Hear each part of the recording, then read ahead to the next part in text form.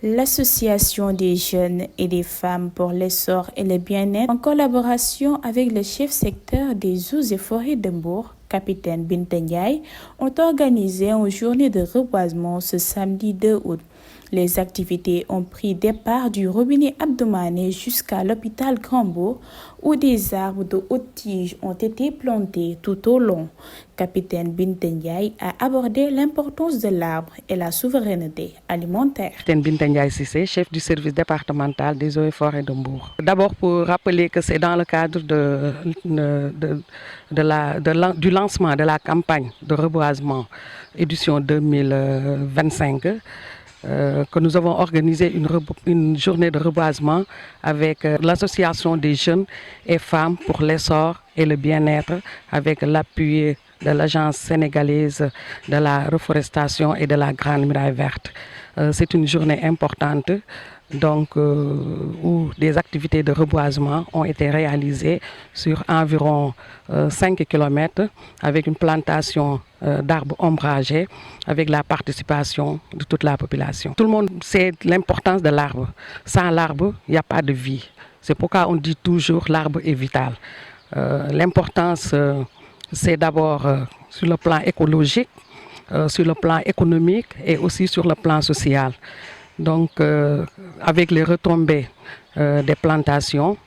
donc la population peut bénéficier des retombées économiques et aussi sur le plan écologique, l'intérêt de l'arbre n'est plus à démontrer. Je pense que depuis que je connais l'association, les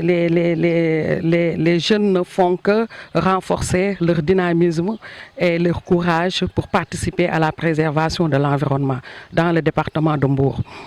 Ils font un excellent travail avec l'installation de la pépinière au niveau du lycée Demba Diop, avec une production des milliers de plants et aussi une distribution pour les écoles et aussi pour les quartiers. Et depuis leur installation, chaque année, ils organisent des journées de reboisement, que ce soit lors des journées nationales ou bien lors des journées de reboisement que le service des eaux et forêts. À chaque fois qu'on a besoin d'eux, ils sont présents et ils participent à l'effort vraiment de reboisement du département de Mbour. Donc on a démarré aujourd'hui, mais c'est une campagne qui continue presque dans toute l'année, parce que dans le département de Mbour, il n'y a pas seulement une journée de reboisement, mais on reboise chaque année, parce qu'il y a toujours la disponibilité des plants dans les pépinières, que ce soit dans les pépinières de l'association ou bien dans les pépinières en régie du service. Donc, chaque jour, il y a reboisement. Durant l'année scolaire, les écoles font du reboisement et toujours, il y a des plants qui sont disponibles. Donc, on appelle toute la population de Mbour à venir prendre leurs arbres et aller planter durant toute l'année. Remercier d'abord l'association avec qui on a démarré la campagne et appeler toute la population de Mbour à continuer sur cette lancée parce que demain, ce sera la journée départementale qui se déroulera au niveau de la forêt classée de Nianing avec la participation de toute la population de Mbour. Venez nombreux assister à ce reboisement. On va reboiser sur une superficie déjà délimitée et clôturée. Merci beaucoup. Habibou Ndiaye, le président de l'association, a expliqué le processus de reboisement et son importance sur l'environnement. Habibou Ndiaye nekk président de l'association des jeunes et femmes pour l'essor et le bien-être nekk fii au niveau du département de Mbour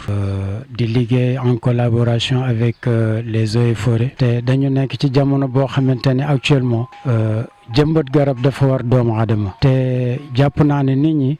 ñi ngi am conscience su di reboiser ay garab ñi ngi ñëw fii di xam lan mooy njëriñu garab élèves yi ñu ko bokkal ñi ngi ñëw di participer ci liggéey bi dem nañ ba am amour bi actuellement ñoom ñooy cotiser jënd seeni bouteille ñëw mélanger sable ak terreau di yëngu ci nan la ñuy fexe garab am ba tey ji lépp loo xamante ni école yi ci département de Mbour soxla nañ ko ñoom ñu ñëw jële ko fii loolu mooy objectif bi parce que daaw amoon nañu objectif 30 000 d'arbres wax dëgg yàlla lu mu gàtt réussir nañ les 10 000 et quelques ren it ñi ngi ci pour jéem a mottali yéene boobu. Association bi moom dañuy dund avec nos maigres moyens. waaw jafe na nga ñëw di def loo xamante ni wax dëgg yàlla laajoon na lu mel ni la commune de Mbour jàpp ci wala conseil départemental mais wax dëgg yàlla ñoom jàpp bi des na mais nag ñuy jox comme déjà dëkk moom mënoo fa def dara te waxoo jaraafu dëkk bi ba mu jox la ndigalu nga jël say yéene ak say moyens dem ci alter yi nga xamante ni disponible na mun la jëlal nga reboiser côté boobu ñu ngi leen ci remercier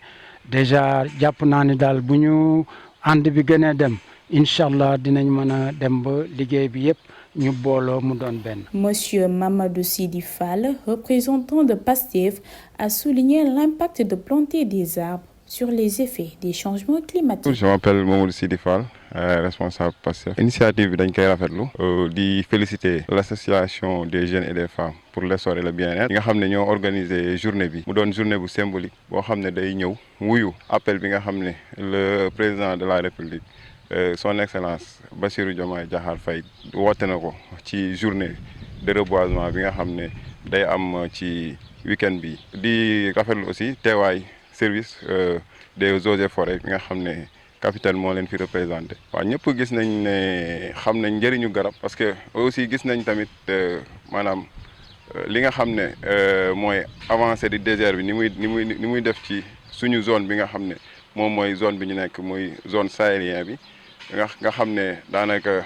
mi ngi commencé mi ngi ñuy menacé au nord ak vers le Ferlo kon reboisement day participer ci aussi ci li nga xam ne mooy joxaat beneen anam mu gox yooyu noonu ak aussi participer ci li nga xam ne moom mooy pollution bi ak effet de serre bi nga xam ne moom mi ngi actuellement mu ngi menacé. garab bokk na ci liy tax faciliter taw bi garab bokk na ci liy tax tamit aussi maanaam ñu am dundin bu sell bu yell te kon dañu war a participer ci activités yu mel nii nga xam ne association bi nga xam ne muy essor des femmes des jeunes et des femmes pour le bien-être da koy def te ku xool fii nii ñu nekk gis ni mu mel nii beauté bii rek dafa bokk ci li nga xam ne day dundal nit day dundal xol te aussi lu am solo la te kon di ñaaxaat population bi ñuy ñëw di participer ci journée yu mel nii aussi di ci participer baax na ku nekk soo mënee jëmbat benn ba ñaar ba ñetti garab baax na ndax luy jëriñ la. Le père Badoukan a magnifié cette journée de reboisement, surtout dans ce contexte de réchauffement climatique, et encourage les membres de l'association de continuer à poser des actes de ce genre. waaw man la Aline Badara Kane yàlla dogal na ñu yëngu ci association yi nga xam ne tey bokk na ci li nga xam ne moo jëm ci environnement ci Sénégal parce que kenn mënut a wax àddina te mënuloo wax environnement kenn mënut a wax àddina te mënutoo wax jëmbat garab parce que garab yi nga xam ni moom la ñuy jëmbat ci Sénégal jëmbatuñ leen pour ker rek parce que garab gi bu fekkente ni am na benn doomu jàngoro bu ko romb 65% bi garab bi dana ko jël kon 25% bi lay bàyyi ak askan wi kon garab am na solo li tax ñu tuddee ko garab moo tax ñu bëgg nag képp koo xam ne kii jëmbat nañu garab ci sa buntu kër nga jàppale ñu ci garab yi xam ni dañu la jural doom tegal la ko ci buntu kër pour nga aar ko fexe nag ba li ci war mooy boo deselee doomu ndox nga sànnil ko garab gi ngir dimbalee ko boo deselee même mbuumu warga boo nar a këpp sax këpp ko ci taatu garab gi même boo seggee sa café mën nga ko këpp ci taatu garab gi bañul dara ba mu des saabu ak lépp lu jëm ci wàllu acide mooy eau de Javel ak leneen. association bi dafa jóg pour bëgg Mbour doon dëkk boo xam ne bii ville verte lay doon moo tax nag lépp lu jëm ci entourage yi booru tali bi buntu kër yi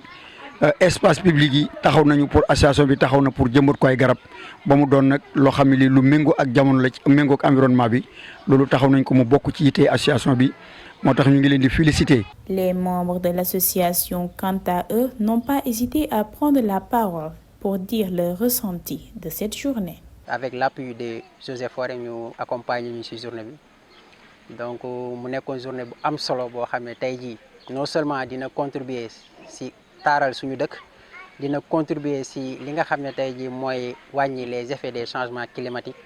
mais dina doon loo xam ne tey jii luy contribuer ci dundu doomu aadama la parce que garab nekk na loo xam ne tey jii njariñam foo ko natta weesu na ko lépp dem na ba ñaka lépp looy utiliser ci li nga xam ne tey jii da lay permettre nga am wér-gu-yaram sax garab lañ koy wax donc garab dafa am solo goo xam ne tey jii nit amul fu ko nit di natt mu yam donc boo taxoon ne tey jii ñu ne ñun dinañu participer dinañu contribuer si li nga xam ne tey jii moom mooy ñoŋal suñu dëkk mooy embellir suñu dëkk si fii si Mbour. di sant ñëpp ñi nga xamante vraiment teewoon nañ ci bàyyi seen yitte yëpp ñëw jàpp ci bis bi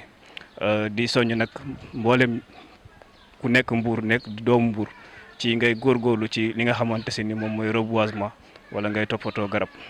ndax njëriñ yi bari na lool ku ci ne gis na problème yi nga xamante si ni moo am muy li ñuy wax changement climatique nga xam ni problème la boo xamante c'est au niveau mondial waaye Mbour aussi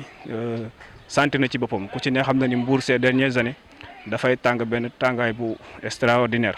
te ku ci ne gis na ni tamit géej gi aussi mu ngi avancé yooyu yëpp aussi dafay nekk ay phénomènes yoo xamante si ni dafa lié li ñuy wax mooy changement climatique te li ñu gën a seetlu mooy que au niveau national nit ñi dañuy bari lu ñuy utiliser garab mais farataalu ñu du jëmbat garab ci loolu nag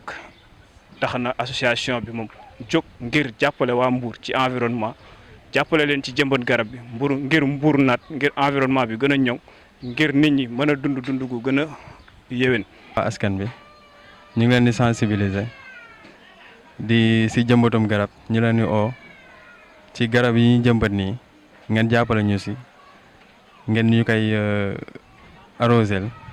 di ñu ko toppatooral di ñu ko suivral ndax loolu mooy def suñu fierté. Une journée riche en apprentissage sur les défis liés à l'environnement où chaque arbre planté pose un pas vers un environnement plus sain. L'association des jeunes et des femmes pour l'essor et le bien-être n'a pas seulement planté des arbres, mais l'avenir, enraciné dans l'action, nourri par l'engagement. Et comme le disait l'adage, il est urgent de penser et d'agir différemment pour préserver la planète.